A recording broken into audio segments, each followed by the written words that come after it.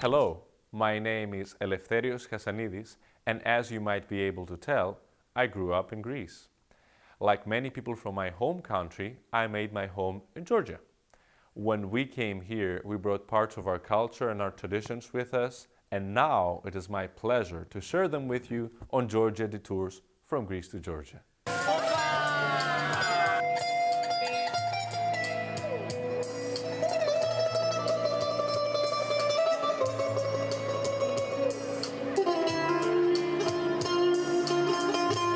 The Atlanta Greek Festival is actually one of the oldest food and wine festivals in the city of Atlanta.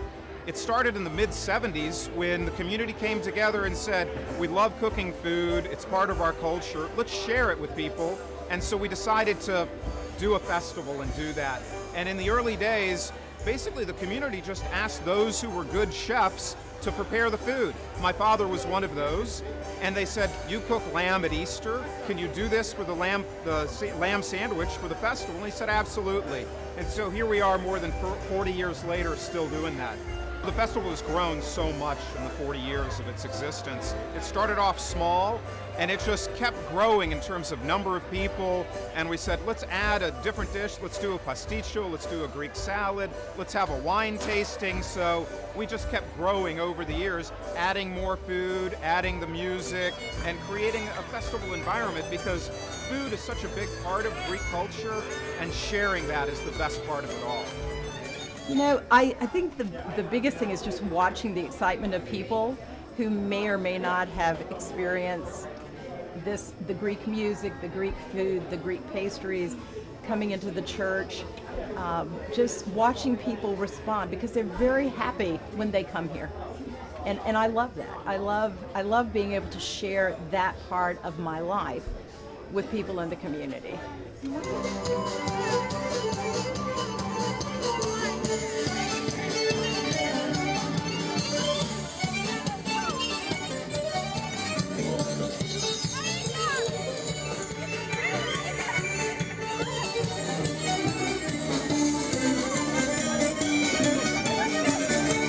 Everything revolves around community, and part of that comes from the immigrant nature. They came over here and they didn't speak the language, and they had to stay within their own communities and help each other out. And that started with a lot of restaurants. Of course, there's a lot of Greeks that own restaurants, and so that's kind of that food culture that really dominates. And I love food, and it's kind of sort of my way in with my family, because with my Greek side of my family, because they love to cook and I love to eat, and it's like, here, try this.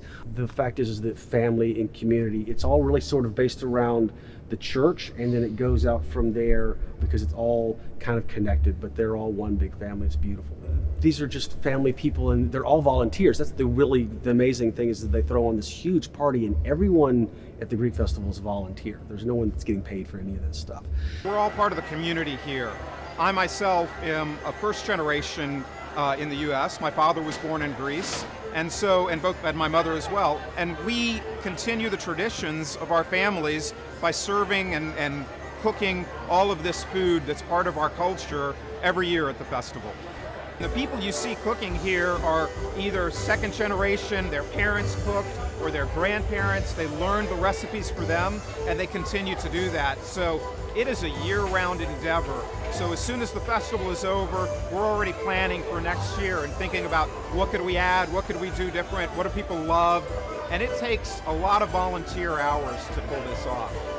My mother's side of the family is from the island of Crete, and my father's side of the family is from Kalamata, Greece. You know the Kalamata olives?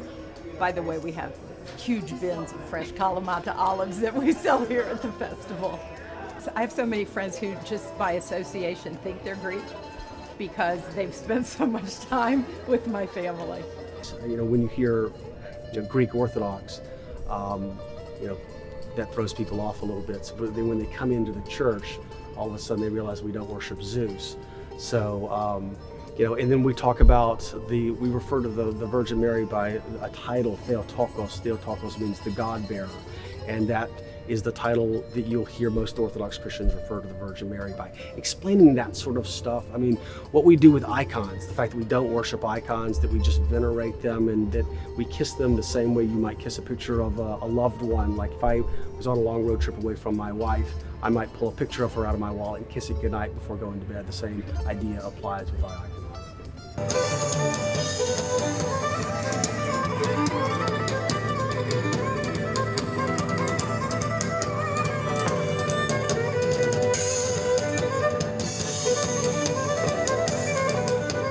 Right now, Georgia Detours is about to take you from Greece to Georgia at Taverna Plaka. Oppa!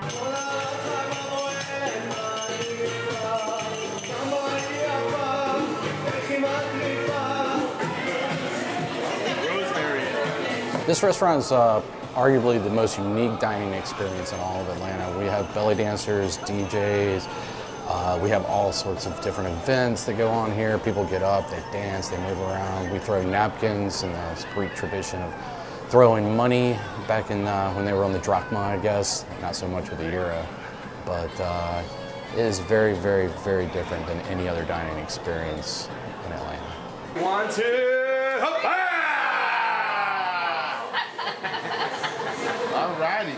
This place is also super, super fun. I basically feel like I get to party every night because we get to dance with customers, we get to meet all kinds of people from all kinds of places, get to meet family and friends, people visiting, and also the staff is just incredible here. It's kind of like a small family, so I do thoroughly enjoy coming to work every day.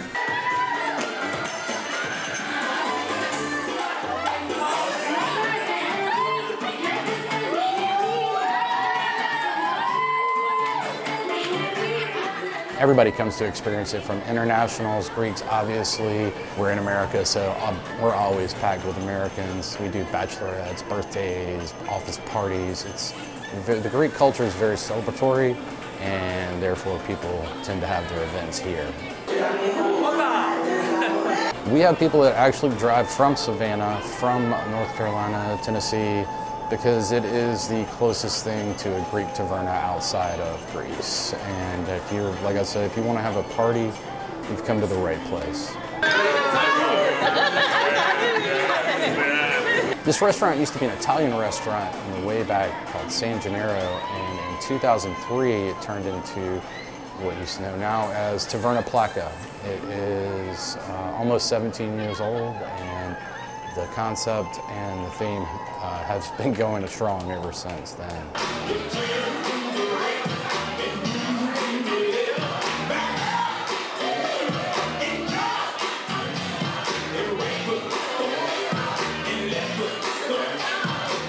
It's a really good atmosphere. It's a party atmosphere. It's really fun, but it's also really welcoming. Like anybody can come here, and everyone is so nice. The customers and staff included.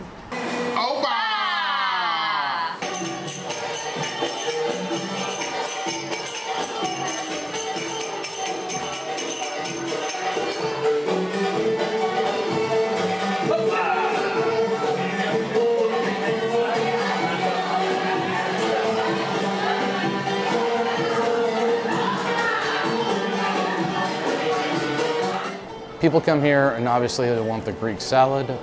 They want the flaming cheese, which is Kefla Graviera cheese that we light on fire. And they want the lamb.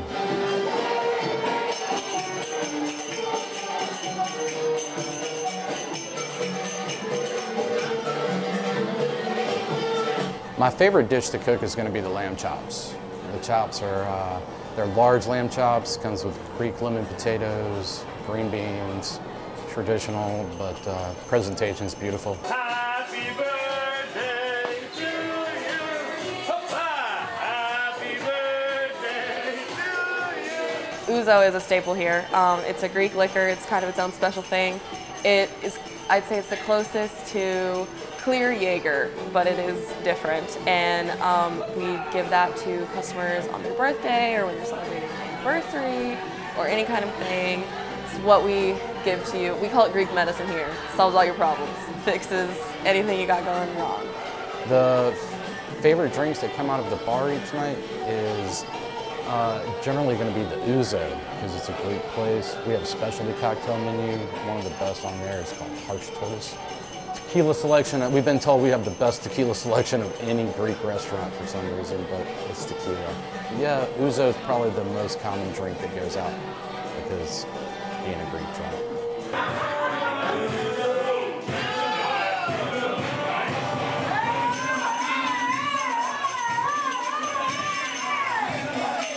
Belly dancing is a thing here for sure, and we have some of the best. Our belly dancers win national awards for belly dancing. They come here, and it's fun for them too, because they get to interact as opposed to putting on a show on stage. It's the craziest thing I've seen here. Well, the belly dancers do fire shows and dance with swords a number of times. Crazy customers. They like to, one time somebody was on the bar dancing, we had to take her off. Or just seeing 20 people cram onto one tiny table. The amount that these tables can hold is very impressive. These tables are actually custom made, so we tighten them up. We have a whole maintenance program just for the tables. Yep, every week, paint, tighten them up, make sure everything's sanded and everything, do it all again.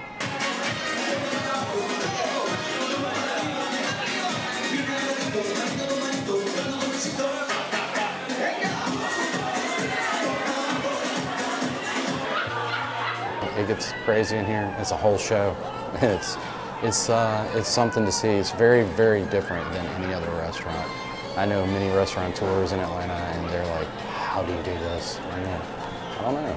I just get used to it. It's very fun.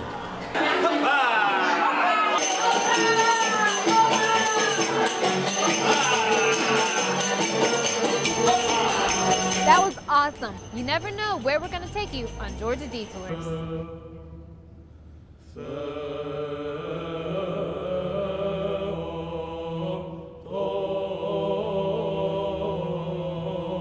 I've been here about 20 years, and we built this building 15 years ago. And now we're made up of, we have a few Greek families, but we have a lot of converts and a lot of international students being here by UGA. As you can imagine,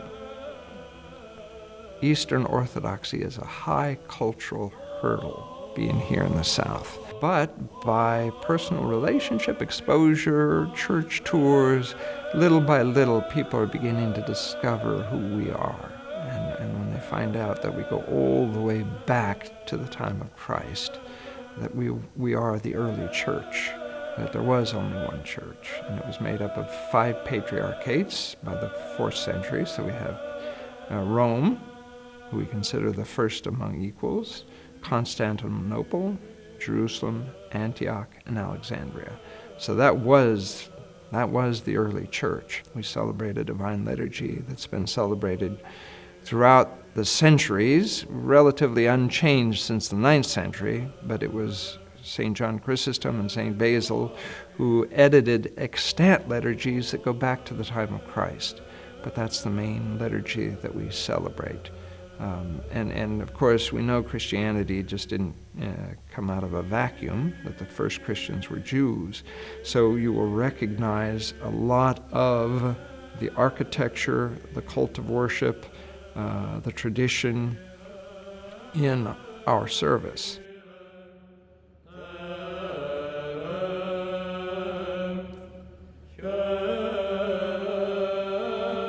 I studied art and industrial design in Wisconsin. I'd become a born-again Christian while I was at the university, and then afterwards I bumped into the Orthodox Church. I'd never heard of it, so I started going. My training and background was in art, fine art, painting, as well as design. And then when I became Orthodox, I had an encounter. And God asked me, is art God or am I God?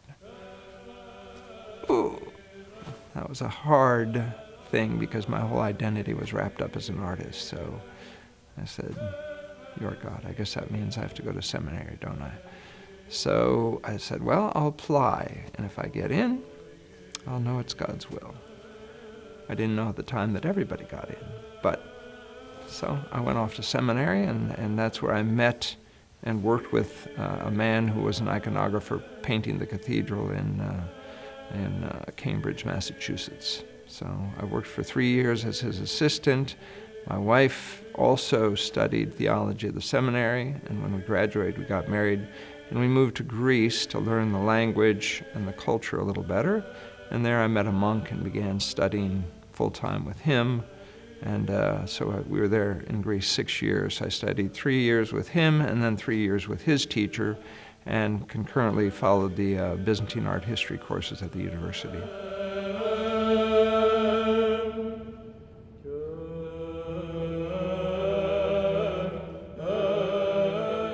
What is iconography? Well, it's a way of life.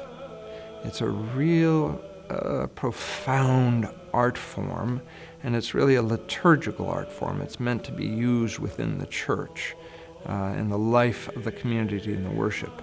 In these days, for us to have a transcendent experience, that means to transcend the physical into the eternal or into God, well, we approach it different ways. If you look at Hollywood, they use computer-generated images, they use magic, think Iron Man, Harry Potter. So that turns the transcendent into something magical. If you look at Renaissance painting, it has the cherubs and the angels and the romantic, sentimental type of art. And that's the idea of the transcendent. They use perspective that creates, for the two-dimensional surface, an illusion of space and an atmosphere.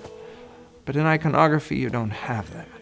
So from my understanding, and the more I do it, the more I understand what a profound art form it is to not just tell us about the transcendent, but help us to encounter the transcendent. So it is an expressive art form. It, unlike, say, abstract painting, which is more just spiritual, not related to this world, but more feeling, it's neither that, nor is it photorealism, where it just tries to copy nature, every aspect of it, to make it real.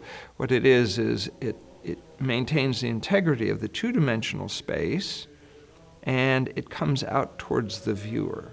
So it is an interactive art form. It's flat in that way, but it has volume. So it doesn't copy nature, but it borrows from nature. And we use conventions. We don't want to mimic this world. We want to have an experience of heaven. So we call these windows to heaven.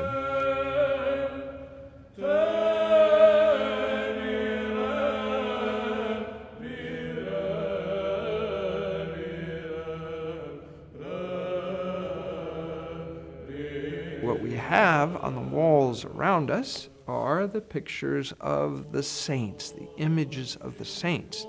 And so that is the church triumphant, those who've been glorified. Those sitting in the pews are the church militant.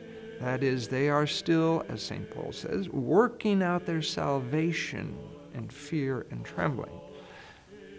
Just the way you have at your home pictures of your relatives on the wall. You honor them, you remember them.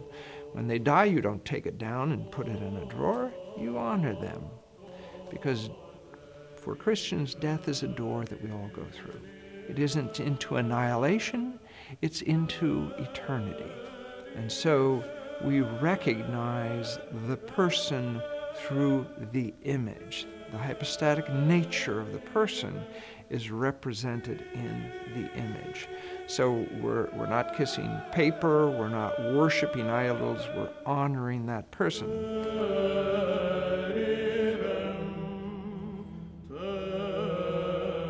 Yes, we do love our fun and food in addition to our deep faith. I hope that as you watch this, you learn some of the great traditions that my people brought with us to Georgia. I leave you now with the gift I have been given. It is my voice as I chant the ancient songs of our faith. I am Eleftherios Kassanidis, and we will see you next time on Georgia Detours.